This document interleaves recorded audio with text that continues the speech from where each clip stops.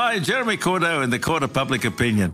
I'm just on air here to let you know that we'll be live streaming the Court of Public Opinion every Friday between 9 o'clock and 12 on jeremycordeaux.com. Please join us. We'd love to have you.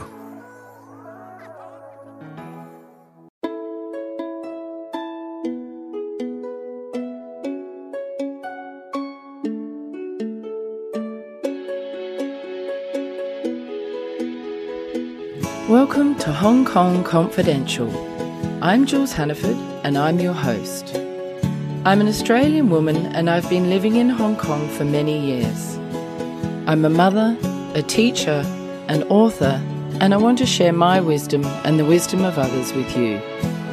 Thanks for joining me and I hope you enjoy the show.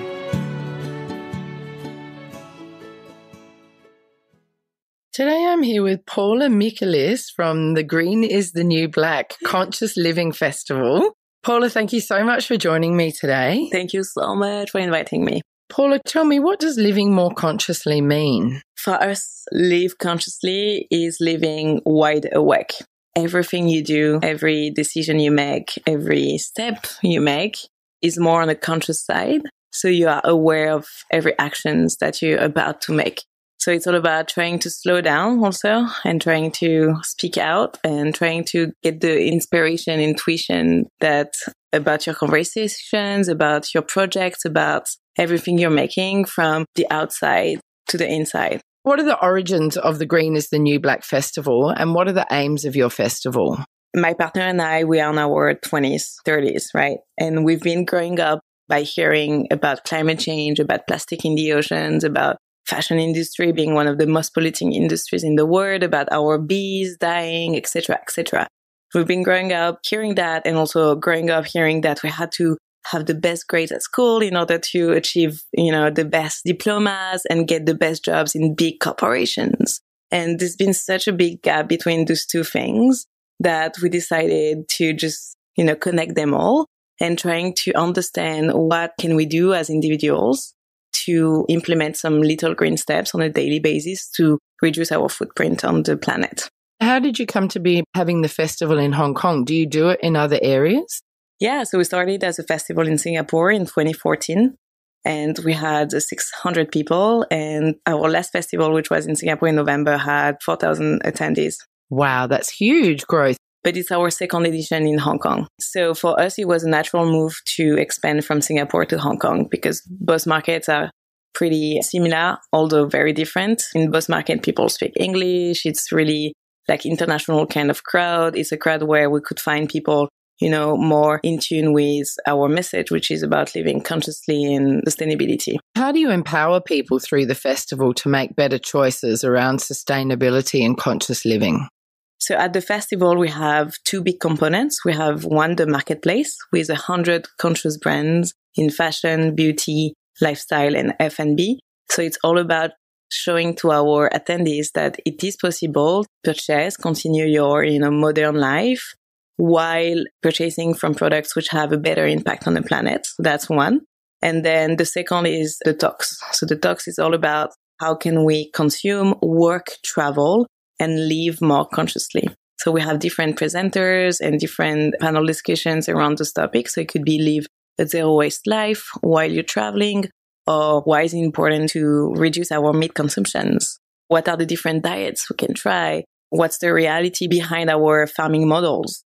So this type of questions that, even us as individuals will keep wondering, and we just take the best of the human people experts to just answer this. I'm sure they're all interesting, but who are some of the speakers that you've got coming and what topics are they talking on? We have, as I said, 4 different tracks. And the first track is about living more consciously. And for us, living has a lot to do with the mind and body connection. So it's a lot to do with the spirituality. So one of my favorite speakers of the track is Sonia Samtani.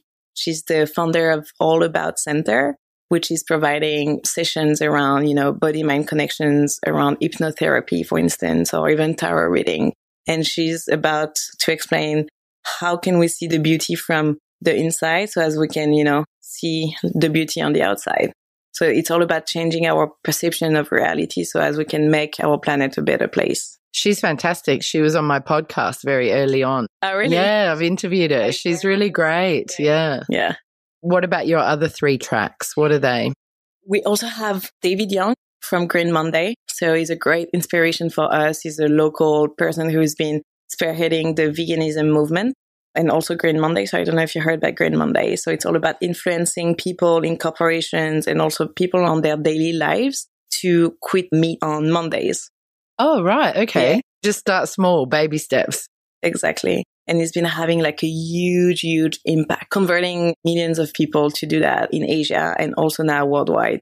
He's also the importer of Impossible Food. So Impossible Food is cell-based meat. So it's an alternative future of food for replacing the meat, the actual meat. And it's so delicious. So I really encourage you to taste that. Is it fake meat? Yes. Oh, okay. Yes, I've had fake chicken before. It was fantastic. I had it at Grassroots Pantry. Oh, nice. Yeah, the chicken pop things. Popcorn. Yeah, that's Funny, it. I was at Grassroots yesterday night. Yeah, beautiful food. It's a great restaurant. Yeah. I was really amazed at how much it does taste like meat, the texture, and it's really good. It's so good. Yeah, I'm craving for this popcorn chicken every time I'm in town. That's 2 of your tracks. Yes. What are your other 2? Then on our work track, we have a very inspiring presentation from Carrefour, which is equivalent of Tesco retailer. And they've been managing to cut by 90% their plastic into their toy packaging. Gee, that's impressive. In a very short period of time. There's so many businesses that could follow suit. Couldn't they take a lesson from that? Exactly, because as a retailer, you have such a big power of influence that you can make your suppliers sitting down and just let them know, okay, guys, in 4 months, I just want you to get rid of 90% of your plastic. How do they package it? If they're not packaging it in plastic, do they package it in recyclable paper? I think so. There is still a tiny bit of plastic, but yeah, the bulk of it is cardboard. And then after there's clever way, like when you look at a toy, there's always like a plastic window. Well, simply you just remove it. You don't need the window, do you? Yeah. Yeah. Okay, brilliant. And your last track? Sorry, I'm really putting you to the test yeah, for here. sure. So for the last track, we have Paul Neal. Paul Neal, who is an adventurer who has been living here in Hong Kong. And I think he's traveled in 120 countries or something like that. That's impressive. That's a lot. Yeah. He's been working on many projects, including trying to find traces of dinosaurs in Mongolia with drones. So weird. Different lives. And recently he's been working on a project called Hong Kong Adventure Cleanup, which will be launched in May this year. And it's all about creating 10 teams of 5 to 7 people and having them to clean the Hong Kong coastlines, which are the most polluted. Would it be like an adventure race kind of thing? Exactly. A competition? Yeah. Oh, what a cool idea. And they want it to be like a bit of a TV reality, but obviously way more intelligent about following those teams, going on adventures and going in remote places and sometimes touched places of Hong Kong and trying to clean them. Are they going to make it into a TV show? They're going to cover it with videos and I hope they can put it together. Oh, what a great idea. That's why we're trying to make a big noise out of it at the Conscious Festival. Get some media traction. Exactly. Awesome. You've mentioned zero waste. How can people achieve zero waste in their lifestyle? It seems to me like it'd be incredibly difficult to do. It's so difficult. Yeah, especially in this day and age where you can't buy things without the packaging. And what do you put your rubbish in if you're not putting it in a plastic bag? Brown paper bags, or what do you do? Being zero waste is all about having the goal not to send anything to landfills. But it doesn't mean that not generating anything which won't be recycled in the end. So the first step to go zero waste is definitely to just identify what are the sources of the products which contain packaging which are unnecessary. And I think the number one thing we should all be doing is definitely bringing with us our water bottles. And I know there's a question here in Hong Kong about the drinkable water. There's an app called Water for Free. I don't know if you... I have heard of it. Yeah, so you can find out all the free spots for filtered water in Hong Kong. Exactly, which is great. So only bring your reusable water bottle. And to be fair, Hong Kong water, you can drink it out of the tap. It's fine. Yeah. Yeah, but a lot of people, I guess, are a bit concerned about it. Yeah, because there's like debates, and I'm not an expert in those debates. Even me, I'm trying to navigate, but there's so many different bacteria, heavy metals, chlorine that sometimes you can find in the Hong Kong water, but I think most of the water is definitely drinkable. So definitely identifying the unnecessary packaging. So bring your reusable water bottles. So there are simple stuff like this. And the second step will be even to do your grocery shopping in places where you can buy some stuff in bulk.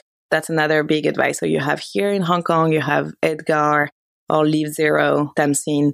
You have different shops in Wan Chai, in Sangpoon, and also at PMQ that you can find most of the products like pastas or even nuts in bulk. So you bring your own packaging. I think that's the way forward, isn't it? People have to carry their own reusable bags and bring their own containers or packaging and find places where you can buy stuff that's not already wrapped. Exactly, yeah. But I would say that being a zero waste girl, so I'm not zero waste, I'm just like aiming toward being zero waste, but it's really, really, really hard. But when you start going into that journey, then in my bag, I have my reusable water bottle. I have my reusable lunchbox, my reusable cutlery, my reusable coffee cup. So there's so many things that you have to carry that it can be overwhelming. And it's not easy to do that. But once you go into that path, it's more than, trying to reduce your waste. It's also a lifestyle because you just realize that sometimes you consume more than what you need. So you just become conscious over your consumption. You also cut down a lot of unnecessary stuff and you make some savings. Well, that's interesting. Have you found that as you've tried to be zero waste, you've actually cut down on your sort of consumerism and really thought about what's a need and what's a want? Definitely. It's always like I ask myself questions a lot about the provenance of my food and what I should be eating or not. Or I look at the packaging and trying to understand where it's coming from and if I could find the same version without being wrapped, as you said. So it triggers a lot of necessary questions. And I'm trying also to buy local and organic, which is very hard, super, super hard, like almost impossible. But then you start to trigger those questions, which I think make yourself a more conscious person. There's got to be other cities in the world where it's easier to be zero waste than Hong Kong. Is that correct? Or is it just as difficult anywhere else?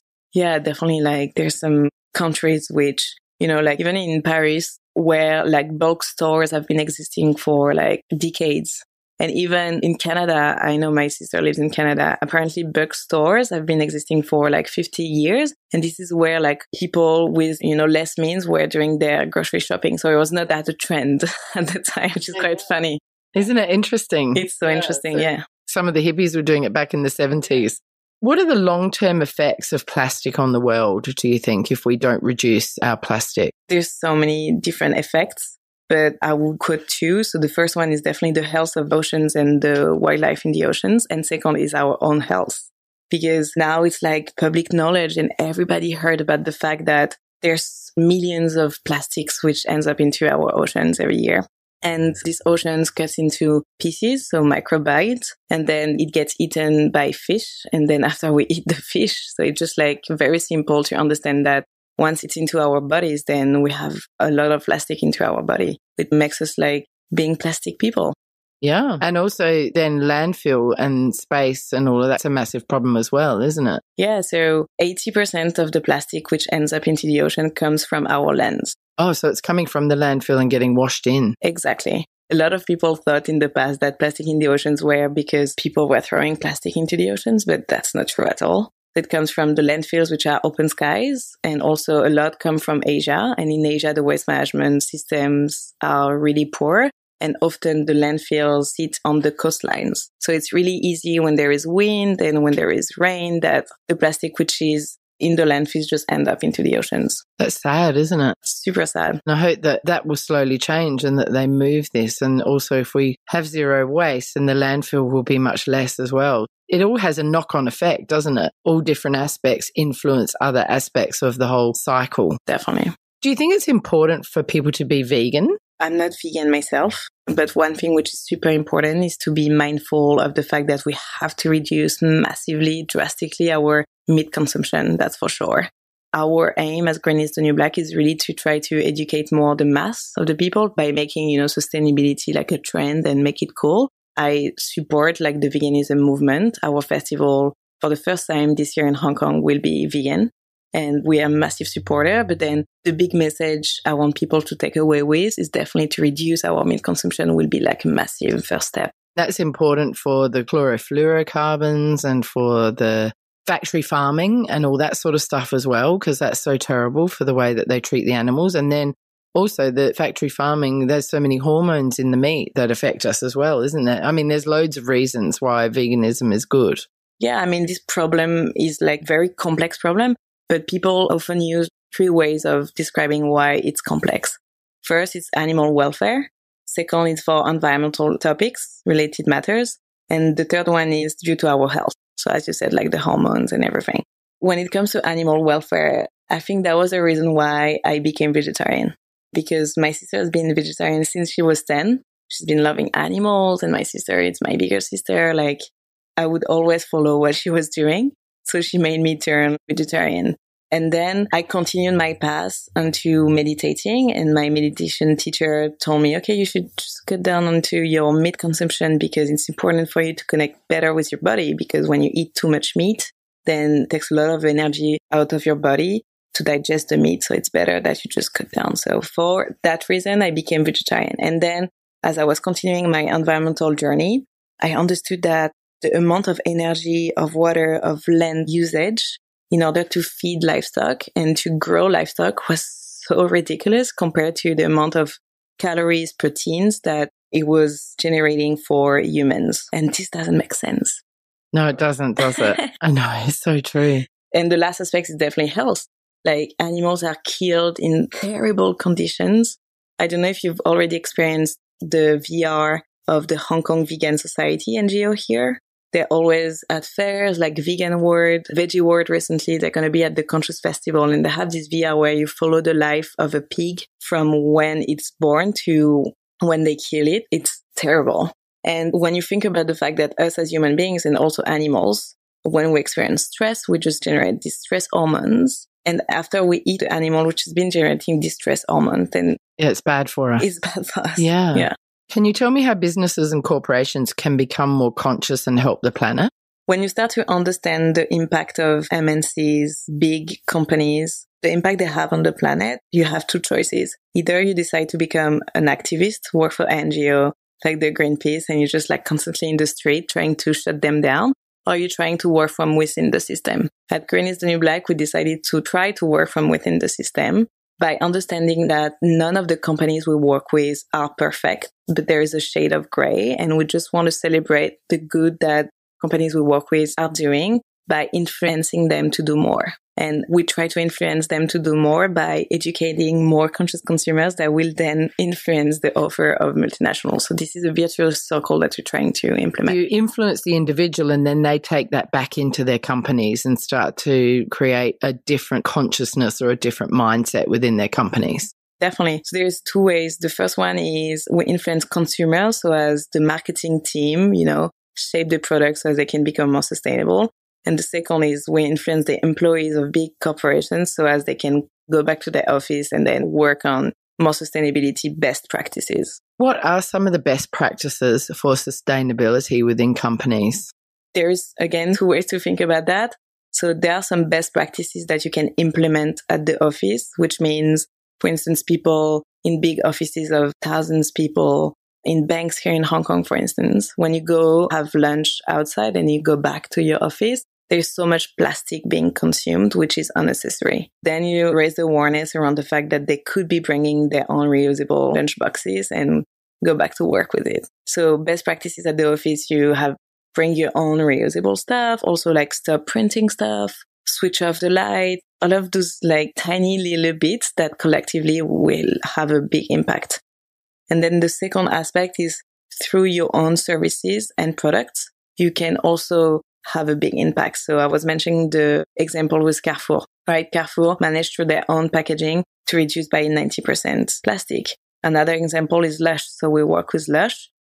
So Lush has been launching a line of product which is called Naked Product. So they got rid of all of their packaging, which is amazing. Oh, what a cool name too, Naked Products. Isn't that great? It's a great marketing idea. Yeah. There's lots of different things that companies can do, and schools and even small businesses. You don't have to be in a big organization to make a difference. And then, as you say, as individuals, you don't have to be directed by your company to bring your plastic container or your reusable cup or your water bottle. You can just do that anyway. And I think sometimes people think, oh, how can I make a difference? But if everybody did this, it would make a massive impact on the earth, wouldn't it? Yeah, we call little green steps. because individually, even if you and I, we were getting rid of all of our plastic, and also if we were becoming vegan, fully vegan, living in a cave, this would have like a tiny little impact.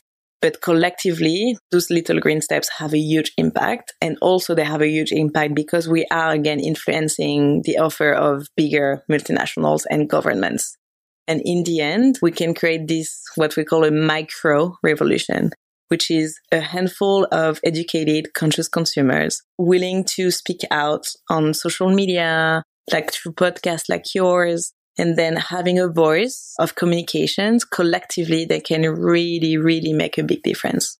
And the movements are already happening. It's been going for a number of years now, and more people are getting on board, as seen by your Singapore Green is the New Black Festival, starting with 600 and then going to 4,000. Yeah. That's huge, isn't it? Huge. Over a few years. Yeah. What are green warriors? So we wanted to create our own version of the Forbes 30 under 30 kind of ranking, but to celebrate the good that the people were doing in Asia. So we decided to create this ranking of 30 best sustainability impactful people from all around the region.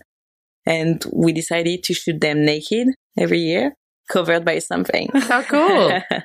So last year the something were leaves and flowers, and this year was waste. Waste? Yeah. Oh, so you literally covered naked people with waste. Waste that we collected 2 weeks before the shoot. And the shooting happened both in Singapore and in Hong Kong. And we decided to work with 2 fashion photographers from Paris. So the whole angle focus is not about nakedness, but obviously it's about, the art piece.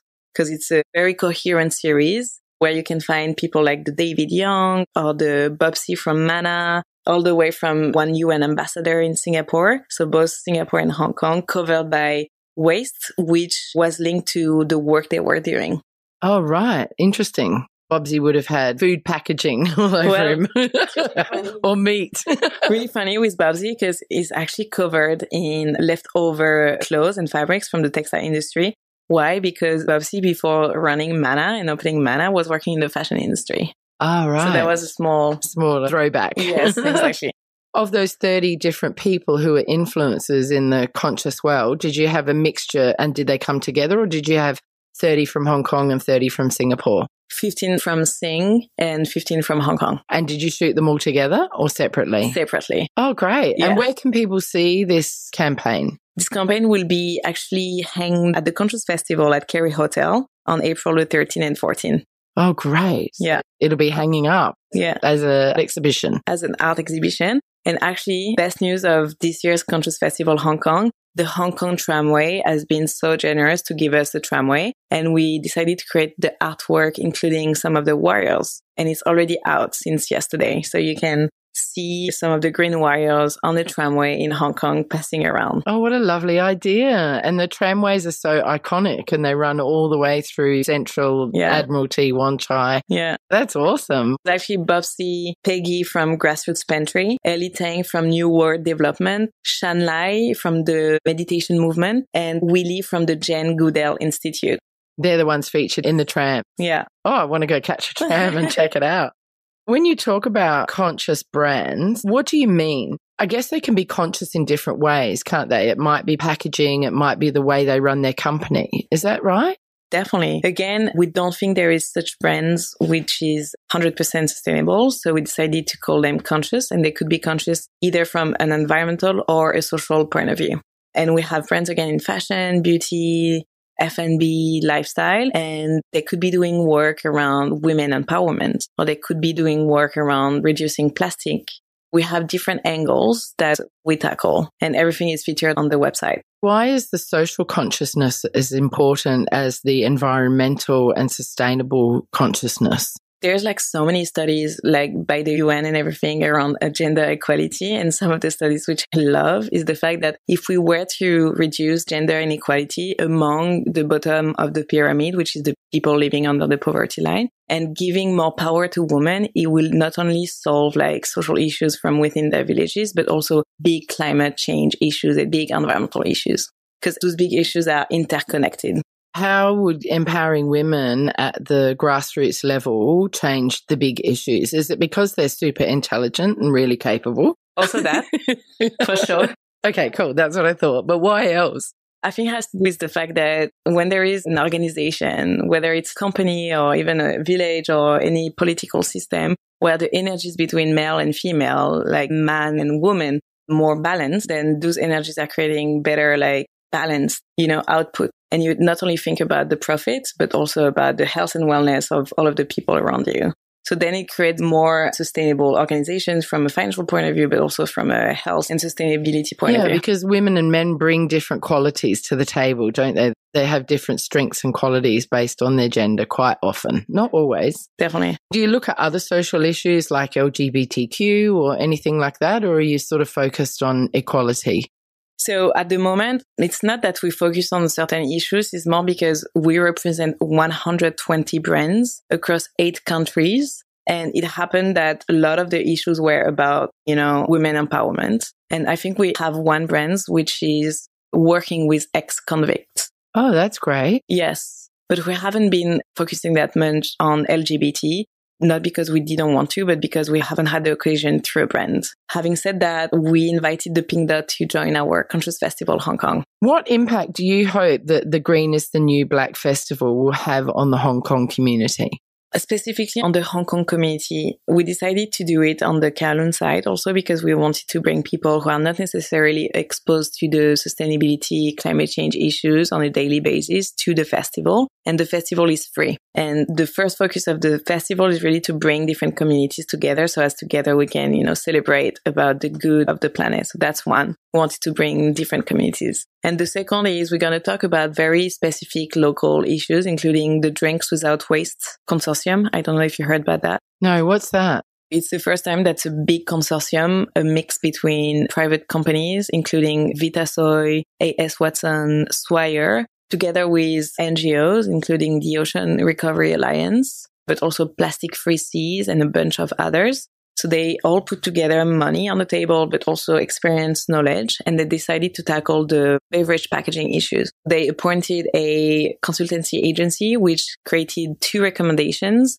and they picked one recommendation, and now they are implementing the recommendation by just communicating out what they should be doing towards the government in order to bring the government along to their initiative and also involving the consumers. Oh, wow. There's so much going on in the background that we're not aware of as general public. Definitely. Yeah. Yeah. That's really cool. Yeah. What other things are you hopeful for the festival, that it will get people to make small changes in their own life?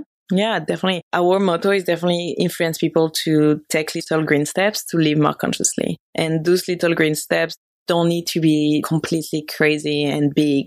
If someone take at least one step, it would be a satisfaction. And the other thing that we hope to achieve through the Conscious Festival is to inspire people by speaking to their hearts. And we create an atmosphere and experience, but also we make sure to have inspiring speakers. So as people, they go out from the festival and they are emotionally empowered to just make the change. And then after, we hope to continue to just inspire the change through our online content. Because from, being inspiring, you have to motivate people to take actions. Yes, that's the thing, isn't it? Because everyone can leave emotionally charged and really ready to make a difference. But then when that emotion drops, and they've got to still maintain. And it's about lifestyle change, isn't it? It's changing habits and creating new habits. Definitely. And creating new habits takes time. From a psychological point of view, it takes a lot of time. So we're here to just renew also the experiences through our online content. We also do monthly events. We recommend others people events. So it's like an ongoing work. So the Conscious Festival is really the highlight, where we hope to bring the bulk of our brands, the bulk of the people, but then we continue this work outside of the Conscious Festival. So what are some of the small events that you do along the way? We do a monthly event, which is called The Wedge. So it's a series of talks and presentations on different topics related to sustainability, but also to a bit of spirituality. So this is where I met with Valentina. All right. Who brought me here. Oh, yeah. She was in today doing a talk for my students. Oh, really? Yeah. No way. Yeah, on consent. I love it. Yeah, she's great. And I've interviewed her 3 times now. I love her. Yeah, she's brilliant. She's going to speak at the Conscious Festival. Oh, fantastic. Yeah, because we're talking again about the body and mind connection and the fact that the little green steps that we're making are not only important for having a direct material impact on the planet, but also because even without communicating to you, if you see me, I have this aura, this intangible frequency that will empower you to also make the change. So we truly believe with the fact that we are all connected. And if I change myself from within, then I will be able to influence others even without saying anything. And our tagline is love yourself and serve the others. And it's all, connected to the fact that if I make conscious choices for myself, it means that I will pleasure myself more. I will make myself happy, then I will make the others around me happy, including the planet and the animals. Does it make sense? Yeah, totally makes sense. No, that's really cool. I really like it. And it does make complete sense. And I think we can see evidence of it just in our lives and meeting people who are making a difference. They often empower others to make little choices, which is really nice. Without saying anything. Yeah, that's right. Without really pushing it down their throats. You can be inspired by somebody. It is hard when you are an entrepreneur to always embody that, because when you're an entrepreneur, the reality is you have to hustle also all the time, meet different people in order to grow your company. So you often also burn yourself out. So I always remind myself that I should slow down and really apply what I'm preaching, which is, living consciously. As someone who's trying to live consciously, what aspect of it do you find easiest and what do you find most difficult? So this is what I just said. For me, it's about knowing the fact that for growing a company, which is sustainable, then I have to think about how to make profit, how many clients I should have. I have to just maybe say no to some of the projects I would love doing because I have to think about how I spend my resources. So it becomes a very kind of rational business thinking that you have to do. So this is why it's becoming super hard to always be conscious. And the second is the pace at which we're living. It's becoming so evident for everyone now that, I have to be reachable 24 hours on WhatsApp, on emails, that, nobody has patience anymore to wait for even 1 day or 2 days. This is crazy. And this is completely opposite of, slowing down and willing to, live consciously. It's so interesting that you say that because I've never really considered it, but you're absolutely right. Because of all the technology at our fingers, people expect immediate response. Yeah. Don't they? Oh, yeah. Whereas back in the 80s, you could wait for ages for that letter to arrive when there was no internet. I don't know when the internet was invented, but anyway. It's changed dramatically, hasn't it? So dramatic. And actually, one of the things that I know I have to work on is slowing down. And it's not easy, is it? And we really do have to look after our own well-being. Yeah. And it's all about also missing out for something. Sometimes I just I have the time to slow down and then I'm thinking, but maybe I should have done that. I should have done that. And this is where I have to just be mindful. Okay, signals, you're going too fast into your mind. Just slow down, slow down. So yeah, it's all about being conscious, also about the fact that you're maybe going too fast at that moment. How do you slow yourself down? Is meditation you mentioned, is that something that you do? Definitely breathing. Breathe.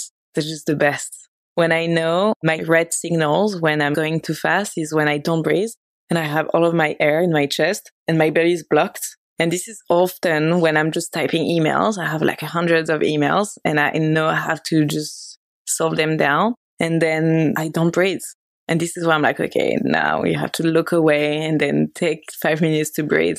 Something that I've noticed I do is I eat really fast. I really just eat super fast. I don't do any mindful eating at all. And I think that would be a really good place for me to start. That's my goal of this year. Same as you. Is it? Yeah. I think that would make a big difference in my life if I could slow down and enjoy my food. And I think I would eat less because I would be more consciously eating and recognizing that I'm actually getting enough. Definitely. Yeah. And also ask the questions where it's coming from. Okay, now I'm about to eat a tomato, which has been grown in that part of the world and it's so nice and you enjoy more. But I'm the same as you. And you appreciate it more. Yeah. That's the stuff that you find most difficult. What do you find the easiest about conscious living? For me, it's just feeling my body, just enjoying, a moment that I'm having, for instance, with someone that I really connect with or without speaking. This part of my body, just having almost little orgasms everywhere. This is the part I love the most. So it's really feeling that true joy. Yeah, exactly. Oh, that's gorgeous. I love that. That's present moment. I mean, it can sound cliche, but it's true. Living the present moment and not thinking about, what did I do wrong yesterday or what I'm supposed to do tomorrow. So live in the present. Yeah. That's really good advice, isn't it? So what are your hopes for the future of sustainability, environmental awareness? My hope for the future is that we'll be able to live in a more local way. I can see the value in living in a local way because you're using local produce and you're giving then jobs to local people and you're supporting local industry. And so all of that means that the economy is growing and that people then have the possibility and the opportunity to live more sustainably because the economy is growing. Yeah, for sure. There's but more spiritual, because I think this is the way I entered into the sustainability world. Because for me, my hope for the future is everybody to grow its consciousness, but it always starts from within. So if I grow my... That's really good. I'm pulling faces going, yes! If I grow my internal consciousness, then I'll be able to know what are the things I'm doing in life to just please myself and my happiness. Then I will be able to just have this positive aura among other people and among the planet and the animals. For me, it's always the same thing. But this raising consciousness work is a life work. But my hope for the future is definitely that everybody is aware that we're all interconnected. What you're doing is amazing and you're raising awareness, hopefully inspiring others. And if people can remember that it starts from within, that's a really good place to start. Yeah. Paula, when and where is your event, Green is the New Black? Give us the details. Yeah, so the Conscious Festival by Green is the New Black will be happening at Kerry Hotel, which is in Whampoa on the Cairn side on April the 13th and 14th. And it starts at 10:30 if you want to catch some of the talks, which are ticketed, but otherwise 70% of the festival, which are the workshops, the eateries, the music stage, and the marketplace, is entirely free. That's so great that it's free. Yeah, we make it free for the community, actually, to attract a lot of people and to make sure that, even people who don't necessarily have the means to come can come. Yeah, that's lovely. And for those who think that Kerry Hotel is too far, we actually chartered some boats from Central Ferry Pier to Hong Kong Pier, which is 1 minute walk from the Kerry Hotel. And otherwise, there is the MRT. MTR. I'm still in Singapore because I've been living in Singapore for 4 years. That's okay. Which Central Pier will the boats be chartered from? Pier 9, yeah, where the junks go from? Exactly. Okay. Pier 9 going to Hong Kong. How often will they be running? So we have every hour a round trip. Oh, right, and cool. And it starts at 11 a.m. Oh, that's great. How can people find you online if they want to find your ongoing events and more information about your whole program? We are really active on Facebook. So you can find us at greenisthenewblack.com and also Instagram, same at. And then otherwise, our website is greenisthenewblack.com. Okay, Very great. easy. Paula, I wish you good luck with your festival and thank you so much for coming to talk to me today. I've learnt loads and I feel all inspired. Really? Yeah, I really do. For my listeners out there, if this is something that you're really interested in or you think you've got friends or family who would be interested in this podcast, please can you share it with them? And if you're in Hong Kong, get on down to the Green is the New Black Conscious Festival on the 13th and 14th of April at the Kerry Hotel. Sounds like it's going to be absolutely amazing and you'll get a chance to really see what's going on in the sustainability world in Hong Kong. Paula, thank you so much for meeting with me today. It's been an absolute pleasure and I wish you the best of luck with your festival. Thank you so much, Julie. Hi, Confidants. I want to tell you about my Patreon page. I've joined Patreon in the hope of getting sponsorship for my Hong Kong Confidential podcast.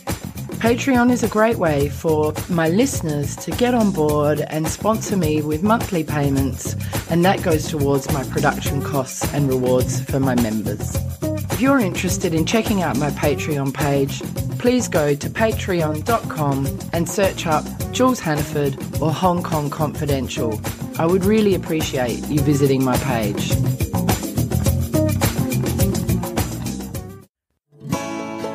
So that brings us to the end of another Hong Kong Confidential podcast. I'm Jules Hannaford. Thanks for joining me, and I hope you'll be with me again next week. If you enjoyed today's podcast, please can you go to iTunes to rate and review it. I would really appreciate your feedback. You can email me at jules@hongkongconfidential.net, and you can find me on Facebook and Instagram at Hong Kong Confidential. If you'd like to hit me up on Twitter, it's at Jules Hannaford. I would love to hear from you.